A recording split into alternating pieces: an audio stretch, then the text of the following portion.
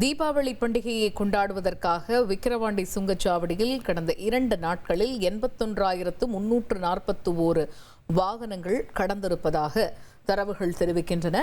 தீபாவளியை கொண்டாட நள்ளிரவு 12 மணி முதல் தற்பொழுது வரை 36,341 வாகனங்கள் கடந்திருப்பதாக அறிகிறோம்.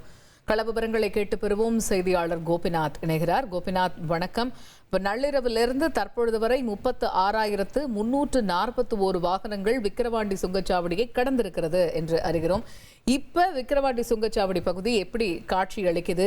வாகனங்களுடைய எண்ணிக்கை எப்படி இருக்கு? விவரிங்க. தித்திக்கும் தீபாவளி வருகிற திங்கட்கிழமை தமிழக மக்கள் மகிழ்ச்சியோடு கொண்டாட திட்டமிட்டு அவர்களோட ஊர்களுக்கு புறப்பட்டிருக்காங்க.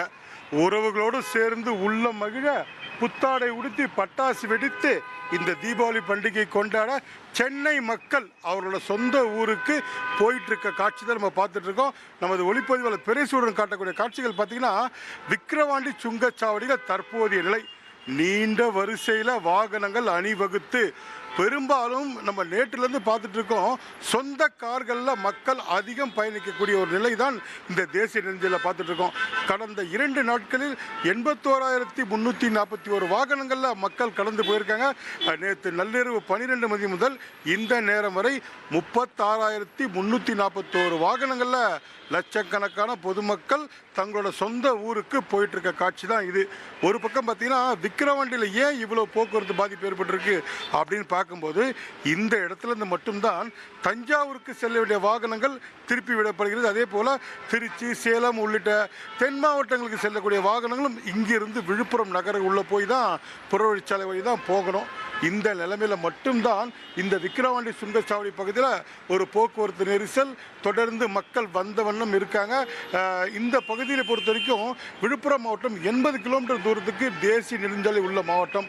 இந்த தேசிய நெடுஞ்சாலையில் ஆயிரக்கணக்கான வாகனங்கள் செல்லும்போது எந்தவித விபத்தும் ஏற்பட்டுவிடக்கூடாது என்பதற்காக 200க்கும் மேற்பட்ட காவல்துறையினர் பாதுகாப்பு பணியில் ஈடுபடுத்தப்பட்டிருக்காங்க. போக்குவரத்து காவல்துறையினர் ரோந்து பணியில் ஈடுபட்டிருக்காங்க. எந்த விதமும் அசம்பாவிதம் நடந்துடக்கூடாது. தேசிய நெடுஞ்சாலை ஓரங்களில் வாகனங்களே நிறுத்தக்கூடாது. ஏன்னா பார்த்தீங்கன்னா, ஒரு வாகனம் நிறுத்தினா அடுத்தடுத்து வாகனங்கள் மோதத்துக்கான வாய்ப்பு இருக்கு. அதே போல போக்குவரத்து கழகம், அரசு போக்குவரத்து கழகங்கள் ஏராளமான அரசு போக்குவரத்து பேருந்துகளும் இயக்கப்பட்டிருக்கு. அனைத்து பேருந்துகளிலும் மக்கள் நின்றபடி பயணம் செஞ்சுட்டு இருக்காங்க.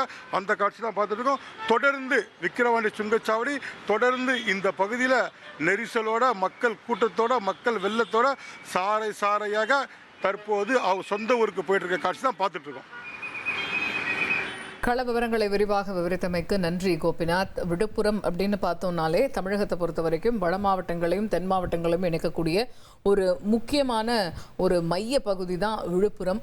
விழுப்புரத்தில் இருக்கக்கூடியது விக்கிரவாண்டி சுங்கச்சாவடிங்கிறது ரொம்ப ரொம்ப முக்கியமான ஒரு சுங்கச்சாவடி. எப்பயுமே அங்கே வார இறுதி நாட்கள்லேயே போக்குவரத்து நெரிசல் ஏற்படும், நிறைய வாகனங்கள் அந்த பகுதியை கடந்து செல்லும். அப்படிங்கும்போது தீபாவளி பண்டிகைங்கிறதுனால பொதுமக்கள் தங்களுடைய சொந்த ஊர்களுக்கு செல்லக்கூடிய வகையில் இந்த சுங்கச்சாவடியை கடந்து தான் போய் ஆகணும். தென் மாவட்டங்கள்லேயும் வசிக்கக்கூடிய மக்கள் அந்த வகையில் அணிவகுத்து போகக்கூடிய வாகனங்களை நம்ம திரையின் வாயிலாக பார்த்து வருகிறோம். இன்னும் நாளை ஒரு நாள் இருக்கிறது தீபாவளி பண்டிகை கொண்டாடுவதற்கு. ஆனால் நாளை ஞாயிற்றுக்கிழமை விடுமுறை தினம் அப்படிங்கிறதுனால இன்னைக்கு கொஞ்சம் கூடுதலாகவே வாகனங்களுடைய எண்ணிக்கை இருக்கு அப்படிங்கிறத புரிந்து கொள்ள முடிகிறது களத்தின் காட்சியின் வாயிலாக.